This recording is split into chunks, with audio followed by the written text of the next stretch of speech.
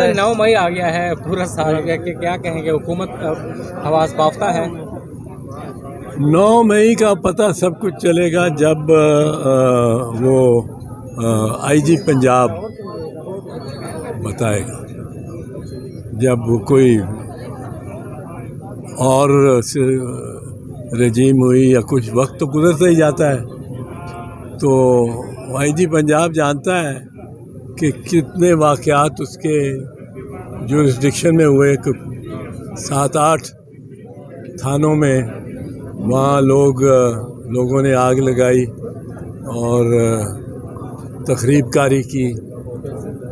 फिर उन 8 थानों में से कौन सा थानेदार मौके पे पहुंचा? किसी को पूछा कि तुम मौके पे क्यों नहीं पहुंचे? कोई एक भी थानेदार नहीं भाग के अपनी नफरी लेके वहाँ मौके पे पहुंचा। MM आलम का जहाज़ भी जल गया, कोर कमांडर हाउस भी जल गया। कोई थानेदार नहीं, कोई SP, कोई DSP।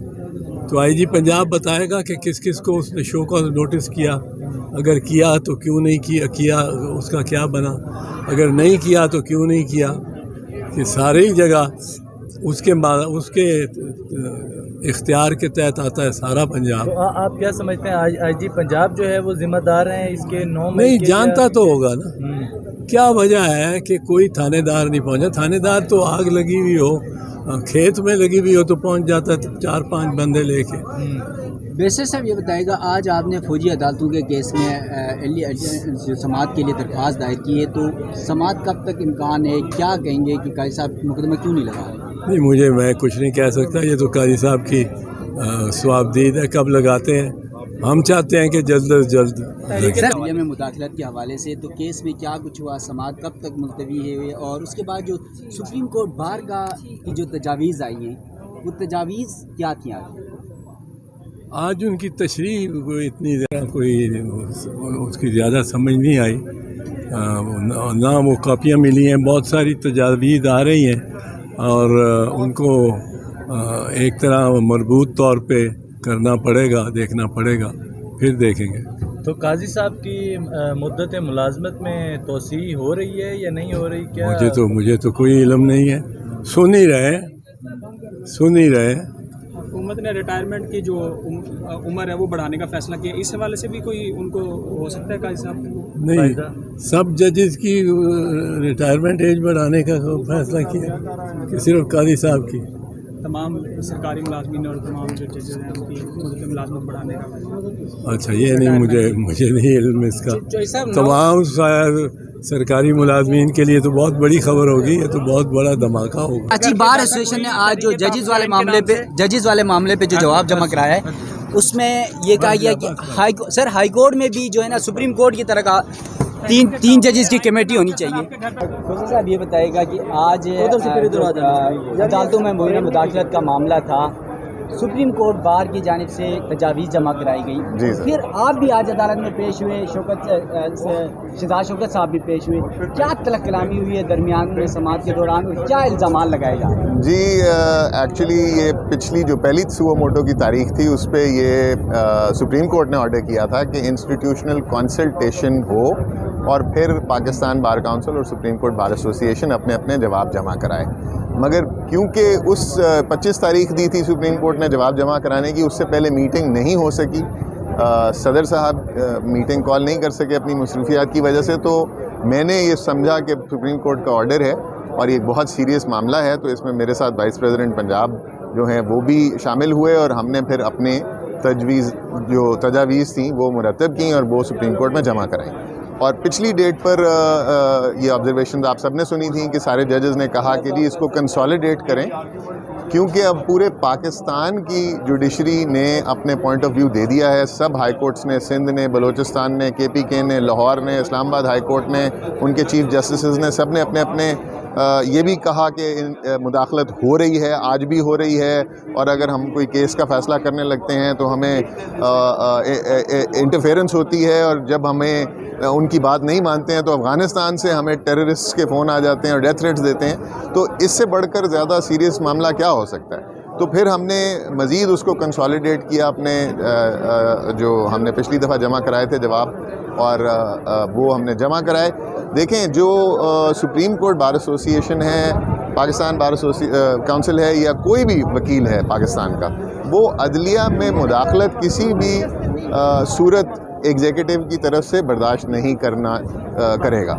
काला कोर्ट कभी भी नहीं चाहेगा कि कोई बाहर का बंदा आपके अदालती मामलात में फैक्ट्स और कानून के अलावा आपके फ़ैसलों को, जजेस के फ़ैसलों को इन्फ्लुएंस करने की कोशिश करे। सिर्फ तरीके में फ़र्क है। हम ज़रा चाहते हैं कि थोड़ा डिफरेंट तरीके से उसका इतलाक़ हो, और जो सदर साहब हैं वो ज़रा उसको डिफरेंटली चाहते हैं कि उस डिफरेंट तरीके से हल। अच्छा सर, वैसे माजी में सुप्रीम कोर्ट बार पे इल्ज़ाम लगाया जाता था कि ये पाकिस्तान तहरीक इंसाफ की बी टीम है। क्या आज की जो सुप्रीम कोर्ट बार है, क्या वो मुस्लिम लीग नून की बी टीम है? देखें, ये एक सियासी जवाब हो जाएगा और मैं इससे इज्तनाब करूँगा। मैं तो ये अर्ज़ करूँगा कि देखें, जो तजवीज़, क्योंकि ये एक मामला खाली वकला का या एक जमात का या दूसरी जमात का नहीं है। कभी एक जमात पावर में होती है तो वो इख्तियारात का नाजायज़ इस्तेमाल करती है और वो अपने मर्ज़ी के फ़ैसले लेने की कोशिश करती है, और उसके लिए एग्जीक्यूटिव जो है वो इन्फ्लुएंस करने की कोशिश करती है जुडिशरी को। होता है या नहीं होता, ये तो कुछ जजमेंट्स हैं जिन्होंने कहा कि उस वक्त, जिस तरह भुट्टो साहब के केस में अब आया कि जी उस वक्त मुदाखलत हुई और उस वक्त कानून के और आइन के मुताबिक भुट्टो साहब को इंसाफ नहीं मिला। तो ये बाद में जब वक्त गुजर जाता है तो बाद में पता चलता है जी मुदाखलत हुई। कभी कोई जमात कहती है मुदाखलत हुई, वो जमात जब इक़्तिदार में आती है तो वो ख़ुद मुदाखलत करना शुरू कर देती है। तो इसलिए हम एक दूसरे की किसी जमात पर इसको ब्लेम ना करें तो बेहतर है। कोशिश ये करें कि मसले का हल निकालें। अब PTI जो है वो बांगे दौल कह रही है मुदाखलत हुई है, आपके सामने है अदालतें नीचे किस तरह से फ़ैसले कर रही हैं, और इसी तरीके से पहले नून कहती थी कि मुदाखलत हो रही है और हमारे केसेस में मुदाखलत की गई, हमें सज़ाएं दी गई। तो इसका हल क्यों ना निकाला जाए एक दफ़ा के लिए और हमेशा के लिए निकाल दिया जाए। तो इसलिए हम चाहते हैं सियासी बेसिस पे नहीं, कानून और आइन की बेसिस पर हम बताइएगा, जैसे आप कह रहे हैं कि रोकनी चाहिए, क्या आपको लगता है कि ये बेंच जो है या ये सुप्रीम कोर्ट इस वक्त के ये बंद मानेगी? देखें, आपको एक बात का अंदाज़ा होना चाहिए कि जब कोई भी इक़्तिदार में होता है तो उसको कुछ बुरा नहीं लग रहा होता, और इसी तरह जब कोई चीफ़ जस्टिस होता है तो उसको लगता है कि आज सब अच्छा है और नीचे कुछ गलत नहीं हुआ। मगर हमारी किताबें भरी नहीं हैं जहाँ पर लिखा हुआ है कि फ़लाँ जज ने ये गलत फ़ैसला दिया, फ़लाँ जज ने इसके इन्फ्लुएंस में आकर दिया। जस्टिस मुनीर से शुरू होती है ये कहानी कि जहाँ से आपने गवर्नर जनरल के कहने पर फ़ैसले देना शुरू कर दिए, और फिर मार्शल लॉज जो हैं हमने अदालतों ने ही होल्ड किए। तो मार्शल लॉ को जब आपने लेजिटिमाइज़ किया तो आपने कोई आइन कानून के मुताबिक तो फ़ैसले नहीं किए, मुदाखलत ही थी ना जी वो।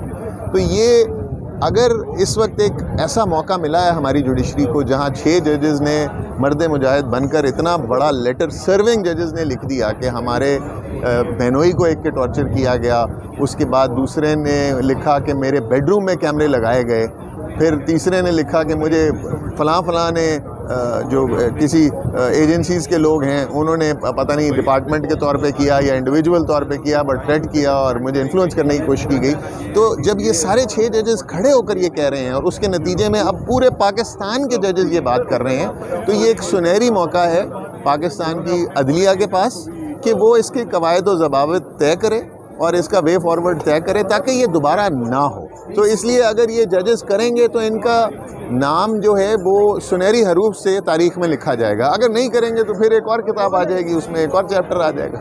अच्छा खुदा साहब, आप खुद अहदेदार हैं सुप्रीम कोर्ट बार के, और सुप्रीम कोर्ट बार की जो आज तजावीज़ पे जमा कराई गई हैं उस तजावीज़ में कहा गया है कि जो जजेस थे जो इल्ज़ाम लगा रहे हैं हाई कोर्ट के, उन्होंने खुद तौहीन अदालत की कार्रवाई नहीं की, वो खुद भी इस हवाले से ज़िम्मेदार हैं।